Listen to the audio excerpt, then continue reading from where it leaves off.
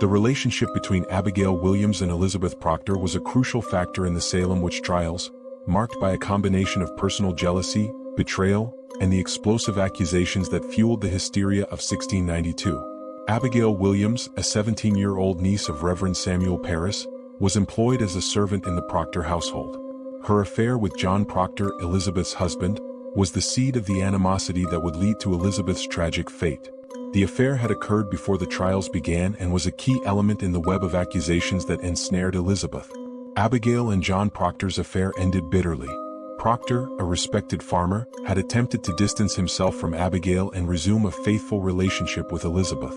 This personal conflict left Abigail feeling scorned and vengeful. The Proctor household, previously a stable and respected part of the community, became entangled in Abigail's personal vendetta.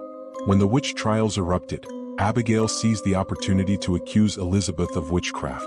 In January 1692, Abigail, along with other young girls from Salem Village, claimed to be afflicted by witchcraft. Abigail's accusations were driven by her desire to eliminate Elizabeth and rekindle her relationship with John Proctor. She accused Elizabeth of using witchcraft to harm her, describing Elizabeth's spirit as tormenting her. These accusations were part of a broader wave of similar claims made by other girls in the community. The accusations against Elizabeth Proctor were a result of Abigail's malicious intent. Elizabeth, a devout and respected member of the community, had become an easy target due to the existing personal enmity. Abigail's accusations were bolstered by the broader hysteria that had taken hold of Salem. In this climate, any accusation, no matter how unfounded, was often enough to secure a conviction. The court proceedings were marked by a reliance on dubious evidence and the testimony of young girls like Abigail. The spectral evidence, claims that Elizabeth's spirit was harming Abigail and others, was considered credible despite the lack of physical proof. The Puritan belief in the reality of witchcraft and the devil's influence made such spectral claims particularly dangerous and compelling.